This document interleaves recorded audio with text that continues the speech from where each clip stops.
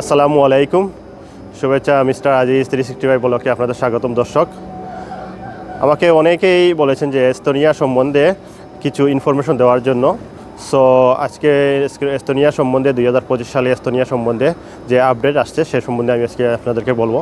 So আমার চ্যানেলকে যারা এখনও সাবস্ক্রাইব করেন নাই তারা অবশ্যই সাবস্ক্রাইব করে নেবেন এবং সাথে থাকা বেল আইকনে ক্লিক করে রাখবেন যাতে আমি কোনো আপডেট দেওয়ার সাথে সাথে আপনারা পেয়ে যান। এবং যারা সাবস্ক্রাইব করেছেন তাদেরকে অসংখ্য ধন্যবাদ। আর অবশ্যই আপনারা আমার এই চ্যানেলকে আমার ভিডিওটি স্কিপ না করে দেখবেন।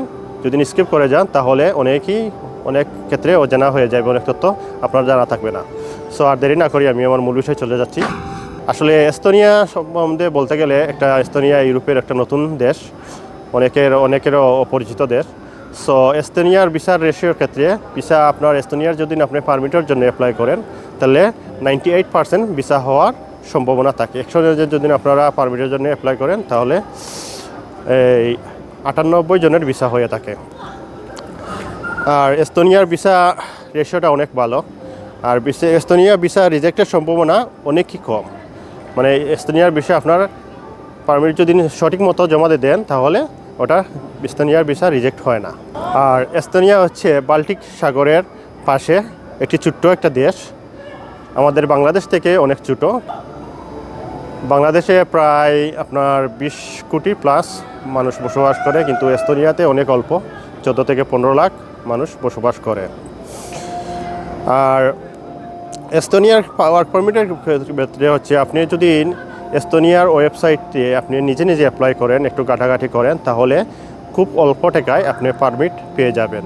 এবং কি আপনি একটি সিভি, একটা কভার লেটার যদি সঠিক মতো অ্যাপ্লাই করতে পারেন, সঠিক মতো আপনি ওই এস্তোনিয়ার ওয়েবসাইটে ঢুকে যদি আপনি ওয়ার্ক পারমিটের জন্য অ্যাপ্লাই করেন, আর কভার লেটার আর সিভি যদি সঠিক থাকে আর যেগুলো ডকুমেন্ট আছে সেগুলো যদি ঠিকমতো সাবমিট করতে পারেন তাহলে 2 থেকে 3 লাখ 4 লাখের ভিতরে আপনি ওয়ার্ক পারমিট পেয়ে যাবেন। আর যদি আপনি এজেন্সির মাধ্যমে অ্যাপ্লাই করান তাহলে এজেন্সির মাধ্যমে আপনি যদি অ্যাপ্লাই করাতে যান তাহলে 14 থেকে 15 লাখের নিচেতেও আপনি কোথাও বলতে পারবেন না এজেন্সির সাথে। আর আমার জানা মতো বাংলাদেশে এমন কোনো এজেন্সি নাই যে ভালো এজেন্সি নাই এস্তোনিয়া যে ওয়ার্ক পারমিট করে ভিসা করিয়ে দিবে। তারা অবশ্যই আপনাকে এই এস্তোনিয়ার ভিজিট ভিসা করিয়ে দিতে পারবে, কিন্তু ভিজিট ভিসায় যদি আপনারা আসেন তাহলে ওটা 90 দিনের ভিসা পাবেন। সেক্ষেত্রে আপনি এস্তোনিয়াত আসার পর 90 দিন পার হওয়ার পর আপনি আনলিগেল হয়ে যাবেন। সো সেক্ষেত্রে আমি সাজেস্ট করব আপনারা যদি এস্তোনিয়া আসেন তাহলে ভিজিটে আসার পর ওয়ার্ক পারমিটে যাওয়ার চেষ্টা করবেন। সো আপনাদের ওয়ার্ক পারমিটে গেলে এস্তোনিয়া আপনারা 5 বছর যাবেন, 5 বছর যাওয়ার পর আপনার পার্মানেন্টের জন্য আবেদন করতে পারবেন। আর যদি স্টুডেন্ট ভিসায় আসেন সেক্ষেত্রে অনেক ভালো, কারণ স্টুডেন্ট ভিসায় আপনার এখানে ভালো ভালো ইউনিভার্সিটি আছে, সেখানে লেখাপড়া করে স্টাডি শেষ করে গ্র্যাজুয়েশন কমপ্লিট করে ভালো একটা চাকরি পাবেন। চাকরির রেশিওটা অনেক ভালো। ওই আপনারা স্টুডেন্টে আসেন বা ভিজিটে আসেন সেক্ষেত্রে আপনারা এই ভিসা চেঞ্জ করে আপনারা স্থায়ী হতে পারবেন এস্তোনিয়াতে আমাদের বাংলাদেশি অনেক কম এবং ফরেনারও অনেক কম। তাই এস্তোনিয়া আপনার এই গভর্নমেন্ট বাংলাদেশ বা বিভিন্ন দেশের মানুষদেরকে ভিসা দিয়ে থাকে। এই জন্য এস্তোনিয়ার ভিসার রেশিওটা অনেক ভালো। কাজের ক্ষেত্রে বলতে যাব যে কাজের সেক্টরের ক্ষেত্রে এস্তোনিয়াতে হচ্ছে আইটি সেক্টর, সেটা অনেক দেশের সাথে মানে প্রতিযোগিতা করে আসছে এস্তোনিয়া। যে এই যে আছে নেদারল্যান্ড বা স্পেন, ফ্রান্স, এদের সাথে আপনার টক্কর দেওয়ার মতো এস্তোনিয়া এত উন্নত একটা দেশ।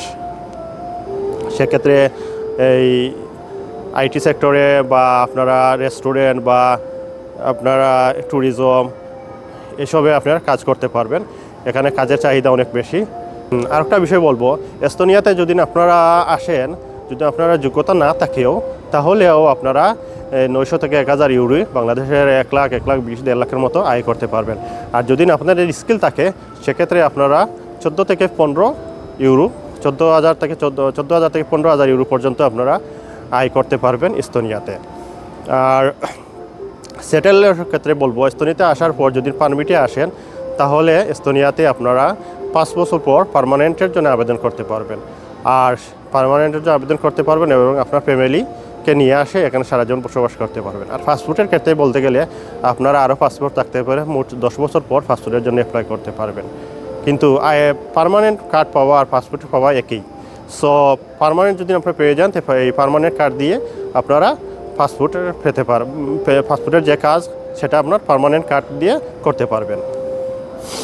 আর ডকুমেন্টের ক্ষেত্রে বলবো যে যদি ইউরোপের সব ডকুমেন্টই সেম থাকে, এই কোনো এই পাসপোর্ট বা সার্টিফিকেট এবং ফটো, ইভেন আপনার ব্যাঙ্ক স্টেটমেন্ট যদি প্রয়োজন হয় তাহলে ওইগুলো আপনারা ওই দুদিন ভিসার ক্ষেত্রে যখন যাবেন করানো যাবে এজেন্সির মাধ্যমে বা এস্তোনিয়া ওয়েবসাইটে দেখতে পারবেন কী কী ডকুমেন্ট লাগে।